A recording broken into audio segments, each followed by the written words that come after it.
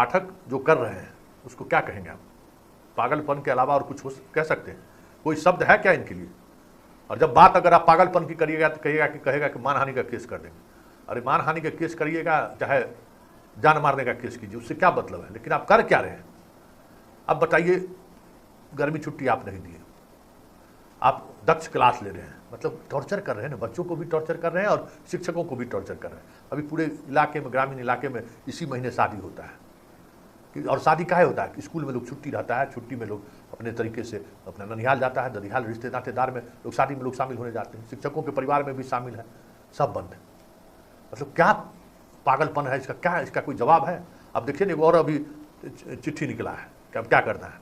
अब 8 बजे स्कूल जाने से पहले जो है, अब आप अपने पोस्टर क्षेत्र में हेडमास्टर साहब अपने शिक्षकों को लेकर घूमेंगे कि विद्यार्थी को कहिए पढ़ने के लिए, चलने के लिए। बताइए, और विद्यार्थी अगर कम होगा तो फिर आपका एक्शन होगा। आप फोटो खींचने के लिए एकदम तैयार है ही, और अब हर स्कूल का निरीक्षण सुनिश्चित हो, ये तय करना है। मतलब क्या मतलब है भाई? डीपीएम पिटा ही गया ना मुंगेर में है? उस तरीके से करने पर क्या होगा? प्रभारी प्रचार पीट दिया, मुजफ्फरपुर में पिटाई हुआ ही है। अब स्थिति हाथों से, नियंत्रण से, हाथों से बाहर हो रहा है। जो स्थिति ये कर रहे हैं पाठक जी ना, अब तो ये इनका, अब खुद का ये इनकी हैसियत नहीं है कि फील्ड में अभी चले जाइए। अब जिस तरीके का आक्रोश शिक्षकों में देखने को मिल रहा है, अभी फील्ड में नहीं जा सकते हैं, अब डाइट सेंटर पर भी नहीं जा सकते हैं। इतना घटिया व्यवस्था डाइट सेंटर पर है, खाने का कोई प्रबंध नहीं है, सोने का प्रबंध नहीं है, ठंडा में किसी तरीके से तो लोग निकाल लिया। ये जो गर्मी है, तपिश वाली गर्मी, कहीं पढ़ाई नहीं हो रहा है। हर डाइट सेंटर पर सिर्फ औपचारिकताएं पूरी की जा रही है। भाई वहाँ भी जो शिक्षक है उसको लगातार पढ़ाया जा रहा है, बेचारा का एक दिन का छुट्टी नहीं मिल रहा है, शादी विवाह मरनी हरनी सब बंद है उसका। अरे पढ़ाने का ना काम है कि हल जोतने का काम है?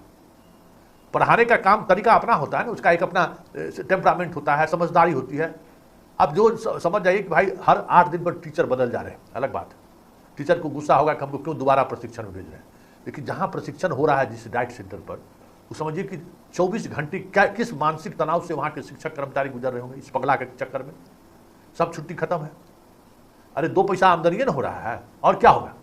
पैसा कमा लेगा अपना 6 महीना में, जो कमाना है, जो लूट के खाना है खा लेगा, और तो कुछ नहीं कर सकता है। लेकिन पैसा कमा के जिस तरीके से जीवन को नरक कर दिया है ये लोग, सब बीमारी होगा, सब पैसा तो बीमारी में खत्म हो जाएगा। कोई ऐसा ही बात थोड़ी है कि कमा के जो है 5 स्टार होटल खोल लेंगे, ये भी नहीं होना। स्वास्थ्य जीवन के पूरी जीवन पद्धति को बदल दिया ये आदमी। तो जो डाइट सेंटर है वहाँ शिक्षकों को छुट्टी तक नहीं है। अब छुट्टी का अप्रूवल डायरेक्टर स्तर पर होता है। बताइए नहीं, कोई पागलपन का मतलब है? छुट्टी तो भाई राइट है ना, मेरा अधिकार है कि भाई अगर कुछ इस तरीके की स्थिति बनी तो हमको छुट्टी देना है। महिला शिक्षकों को जो अनिवार्य छुट्टी है उसमें भी लोग बदमाशी करना शुरू कर दिया। ये पागलपन है ना, और क्या है? इसको क्या कहेंगे? पागलपन है। एक पदाधिकारी के पागलपन के कारण पूरा विभाग तबाह है। हाँ, अभिभावक को आनंद आ रहा है, चीज़ें सब मिल रहा है तो उसको आनंद आ रहा है। विद्यार्थी को पढ़ाई से कोई मतलब है नहीं, कोई वास्ता नहीं है। और ये सब इसलिए हो रहा है ना, और पाठक जी ये सब आप इसलिए कर रहे हैं कि जो बिहार का मुगाराहा जिसको कहते हैं, हम लोगों की तरह कहते हैं मुगाराहा वर्ग, वो आपके स्कूल में झांकने तक नहीं जाता है। अगर वो झांकने के लिए जाता ना तो आपका तो विदाई तो छोड़ दीजिए, बिहार में आप समझ में आ जाता कि हम ब्यूरोक्रेट हैं तो क्या है। समाज का जो वहाँ का प्रबुद्ध वर्ग है, समाज का जो संपन्न वर्ग है, उसका बच्चा अभी भी पढ़ने नहीं जा रहा है स्कूल में। अगर वो जाता ना तभी खेला हो गया रहता आपका। ये मनमानी इसलिए चला रहे हैं कि गरीब का बच्चा वहाँ पढ़ता है, उसको भी 2 वक्त का रोटी नहीं है तो भोजन मिल गया तो वो उसी में खुश है उसको। लेकिन इससे कोई पढ़ाई में बहुत बड़ा परिवर्तन संभव नहीं है, होना ही परिवर्तन हो ही नहीं सकता है। आपके इस तुगलकी फरमान का असर यही होगा कि शिक्षक इतना शारीरिक और मानसिक तौर पर थक गए हैं कि अब वो पढ़ाने की स्थिति तो छोड़ दीजिए, किसी तरीके से स्कूल पहुंचकर समय गुजार ले रहे हैं। अरे नियोजित शिक्षकों का तो अभी भी घर के बगल में नौकरी है, लेकिन जितना बीपीएससी वाला बहाल हुआ होगा, सोचिए सरकारी नौकरी मिला उसको भी वो एंजॉय नहीं कर पा रहा है। शादी विवाह सब कुछ, दोस्त महिम सब कुछ छूट गया। तो हो क्या रहा है? हेडमास्टर के हाथ की कठपुतली बन रही है लड़कियां। 2 दिन सर हम नहीं आएंगे, उसका आप समझ सकते हैं कि जो क्या स्थिति होता है ग्रामीण परिवेश में। तो ये सारी समस्याओं का आप जो गट्ठर बनवा रहे हैं ना पाठक जी, इससे 4 जून तक जो करना है कर दीजिए, बस 4 जून तक नई सरकार केंद्र में बनने दीजिए। उसके बाद आपका वो हश्र होगा ना कि पीढ़ी दर पीढ़ी लोग याद रखेगा कि वो आया था पगला, जो पूरे बिहार के एजुकेशन सिस्टम को किस तरीके से चौपट किया।